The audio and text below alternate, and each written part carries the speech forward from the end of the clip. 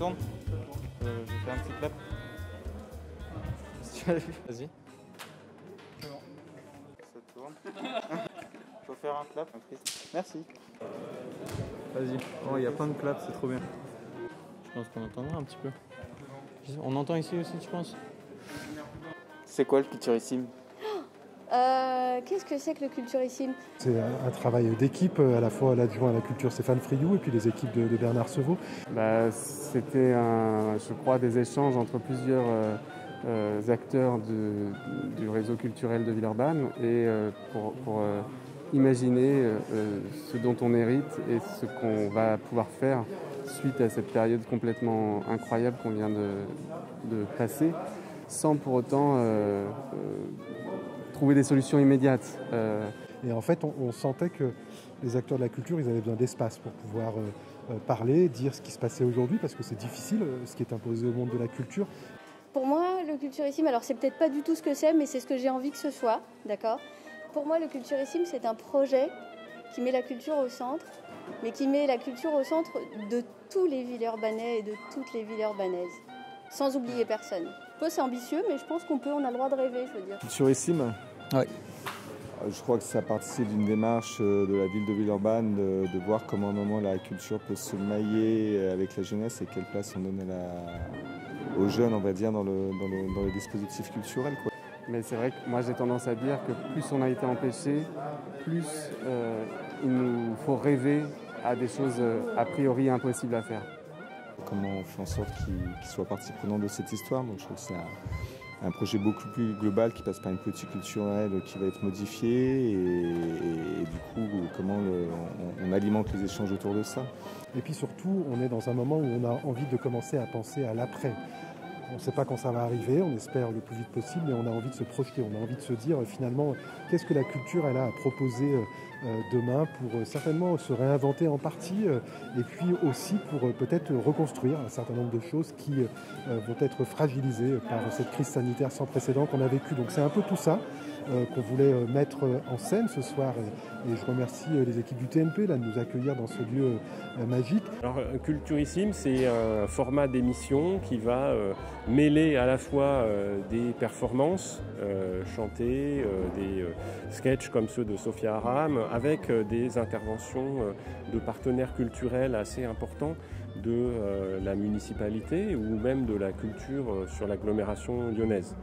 Et nous allons, pendant cette soirée, écouter parler de grandes thématiques comme celle du numérique, qui a pris une place particulière depuis le printemps 2020, comme celle de la démocratie culturelle, parce qu'on sait qu'il est important que tout le monde puisse avoir son expérience culturelle, et puis comme celle de la jeunesse, puisque la candidature de Villeurbanne à l'opération Capitale française de la culture met les jeunes au cœur du projet qui est proposé. Puis aussi, vous le savez, Villeurbanne souhaite candidater pour être capitale française de la culture en 2022 et c'est aussi un moyen finalement de faire preuve de démonstration sur la mobilisation des acteurs de la culture à Villeurbanne, sur leur envie de se projeter dans cette candidature et puis de faire en sorte que cette candidature elle mette au cœur la jeunesse. Comment est-ce que les jeunes vont nous aider, vont participer à cette réinvention de la culture demain?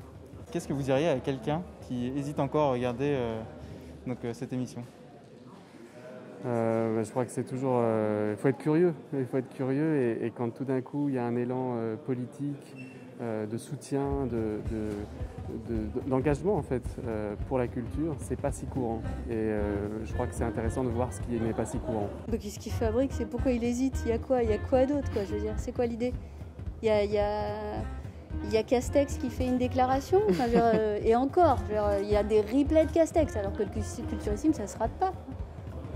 Laissez-vous surprendre, faites le pari, commencez les quelques minutes, puis vous verrez bien comme on fait toutes et tous quand on ne sait pas ce qui va se passer, on regarde et puis si on accroche, on continue. J'espère qu'on arrivera à accrocher les gens. En tout cas, c'est une première, il n'y a pas beaucoup de villes qui créent leurs émissions de télé. Le fait de le faire sur la culture, c'est aussi intéressant. Puis les plateaux sont à la fois divers, c'est rythmé, donc normalement, il n'y a pas de quoi s'embêter. Et puis on peut le voir en 2 fois, on peut le voir en 3 fois. Voilà. Donc laissez-vous surprendre. Est-ce que vous pensez que c'est une mission réussie un petit peu pour donner cet espace et commencer à reconstruire la culture de demain? Écoutez, écoutez, on verra ce que donne le montage, mais en tout cas pour l'instant le pari est réussi sur la diversité des acteurs. Ils sont villeurbanais, métropolitains, nationaux. Peut-être que ce qu'on a pour l'instant pas encore réussi, c'est la place des jeunes, mais bien sûr c'est l'objet de notre candidature et je crois qu'il faut redonner des espaces, leur redonner confiance dans le fait qu'ils ont toute leur place dans la programmation culturelle, dans les politiques culturelles, et que j'espère que si on fait un jour une autre émission, ils auront une place encore plus importante sur les plateaux, ce qui n'était pas le cas aujourd'hui, mais en même temps c'est quelque chose qui est en train de s'organiser. Certains se sont exprimés tout à l'heure, des musiciens de l'École nationale de musique, mais je leur dis qu'ils ont leur place et qu'on compte sur eux. Alors je ne suis pas villeurbanaise, mais Villeurbanne est une ville pour laquelle j'ai un attachement et une tendresse parce qu'elle me rappelle la ville dans laquelle j'ai grandi, en banlieue parisienne. J'ai grandi à Trappes et je trouve plein de similitudes entre le Trappes de mon enfance et le Villeurbanne d'aujourd'hui. Et il y a quelque chose de l'ordre de la projection de ce que moi j'ai vécu, dans ce que je peux observer ici. Je dirais que c'est une opportunité dans ce contexte compliqué d'avoir la parole et des spectacles pendant 1h30. Ici à Villeurbanne, ça a été filmé dans les conditions du direct, dans le grand hall du TNP. Et donc c'est quand même un événement exceptionnel.